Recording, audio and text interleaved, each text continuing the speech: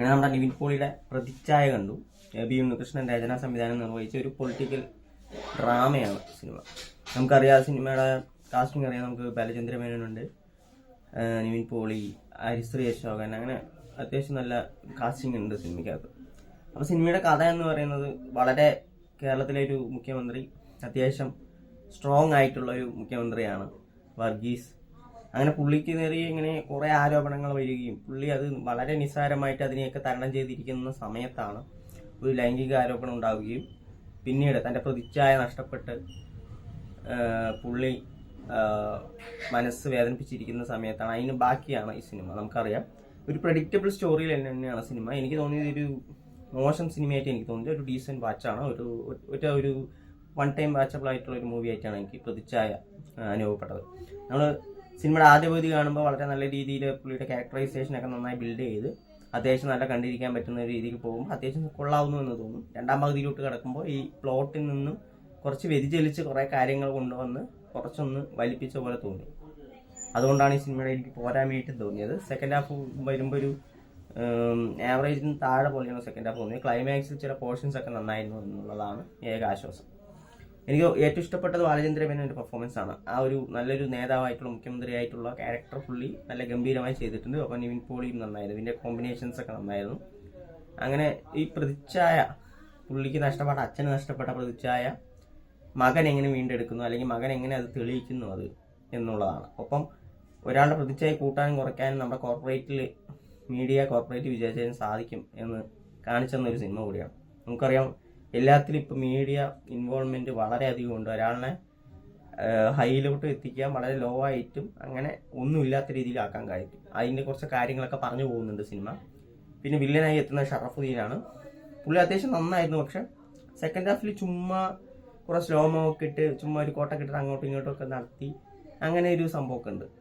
ഇതൊക്കെ ഒരു സിനിമയുടെ എനിക്ക് പോരായ്മയായി തോന്നി. പ്ലസ് സിനിമയുടെ തുടക്കത്തിൽ കുറേ ആർട്ടിസ്റ്റുകളുണ്ട്. ഇപ്പോൾ മുഖ്യമന്ത്രി ക്യാമ്പിൽ ഇങ്ങനെ ചർച്ച ചെയ്യുന്ന സമയത്ത് കുറേ ആളുകളുണ്ടല്ലോ.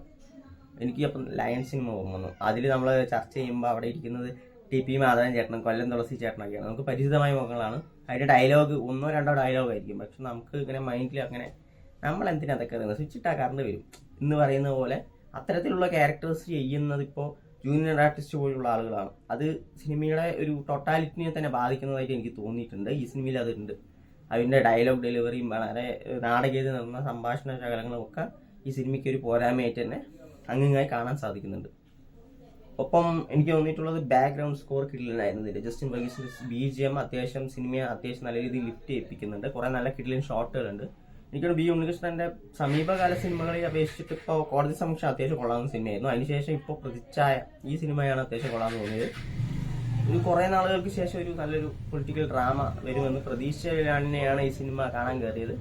സെക്കൻഡ് ഹാഫ് കുറച്ചുകൂടെ നന്നാക്കാമായിരുന്നു. കാരണം ആ യഥാർത്ഥ സംഭവത്തിന്, അതായത് അച്ഛനുണ്ടായ ആ പ്രതിച്ഛായ കുറവ് മാറ്റാൻ മകൻ ഇറങ്ങിത്തിരിക്കുന്നു. അപ്പോൾ അത് ഒരു ഗ്രൗണ്ടഡ് ആയിട്ടുള്ള നമ്മുടെ കേരളത്തിലെ ഒരു പൊളിറ്റിക്കൽ ഇത് വെച്ചിട്ട് കാണിച്ചാണെങ്കിൽ നന്നായിട്ടുണ്ടാവും. ഇത് വളരെ ഭയങ്കര കോർപ്പറേറ്റും വലിയ വലിയ കാര്യങ്ങളൊക്കെ സംസാരിക്കാൻ തുടങ്ങി. ഒപ്പം എനിക്ക് തോന്നിയത് ഈ വില്ലിനെതിരെ പുള്ളി നിൽക്കുന്നുണ്ട്. നിവിൻ പോളി അത്യാവശ്യം ഒരു ടെക്കിയാണ് ഈ സിനിമയിൽ. രാഷ്ട്രീയമായിട്ട് ഒരു ബന്ധമില്ലാത്ത മകനാണ്. പെട്ടെന്ന് രാഷ്ട്രീയത്തിലേക്ക് അച്ഛൻ്റെ ഒരു എന്താ പറയുക, അച്ഛൻ നഷ്ടപ്പെട്ടതും ഇറങ്ങേണ്ടി വരുന്ന ഒരു സിറ്റുവേഷനും കാര്യങ്ങളൊക്കെ ഈ സിനിമ പറയുന്നുണ്ട്. പക്ഷെ ഒരു സ്റ്റാർട്ടപ്പ് നടത്തി അത്യാവശ്യം ഇത് കിട്ടിയ തന്നെ ആ ഒരു ലെവലായിരുന്നില്ല പുള്ളിയുടെ ഹോൾഡ് എന്ന രീതിയിലാണ് ആ വില്ലനെ എതിർത്ത്. വില്ലൻ എന്ന് പറഞ്ഞു കഴിഞ്ഞാൽ ഭയങ്കരമായിട്ടാണ് കാണിക്കുന്നത്. മീഡിയ ഭരിക്കുന്ന ഒരാൾ. അപ്പോൾ അവനെയൊക്കെ പുഷ്പം പോലെ അടിക്കുന്നു എന്നുള്ളതൊക്കെ ഒരു ചെറിയ പ്രശ്നമുണ്ട്. പുള്ളി ഒരു അമാനുഷികനോ അല്ലെങ്കിൽ പുള്ളിയുടെ സ്ഥിരം പടങ്ങൾ ലാസ്റ്റ് കാണുന്ന പോലെ ഏജന്റ് എക്സ് എന്ന് പറയുന്ന പോലെ വല്ലതും കാണിക്കുമെന്നൊക്കെ വിചാരിച്ചു. എന്തായാലും അതുണ്ടായില്ല. അത്യാവശ്യം നന്നായിട്ട് മേക്കിംഗ് ഉണ്ട് സിനിമയ്ക്ക്. ചിലതിൽ കമ്മി മേക്കിംഗ് മതി എന്നാണ് എനിക്ക് തോന്നിയത്. ഈ ഒരു പൊളിറ്റിക്കൽ ഡ്രാമ വരുന്ന സമയത്ത് അത്യാവശ്യത്തിന് കാര്യം മതി. ഇതിൽ കുറേ ഓവറാക്കിയിട്ട് സെക്കൻഡ് ഹാഫിൽ കൊണ്ടുപോയിട്ടുണ്ട്. പക്ഷെ ക്ലൈമാക്സിനോട് അടുക്കുമ്പോൾ ചില സംഭാഷണങ്ങളും ചില കാര്യങ്ങളൊക്കെ അടിപൊളിയായിരുന്നു. ടോട്ടലി എനിക്കൊരു വാച്ചബിൾ മൂവി ആയിട്ടാണ് തോന്നിയത് പ്രതിച്ഛായ. നിങ്ങൾ കാണുക, നിങ്ങളുടെ അഭിപ്രായങ്ങൾ കമന്റ് ബോക്സിൽ അറിയിക്കും.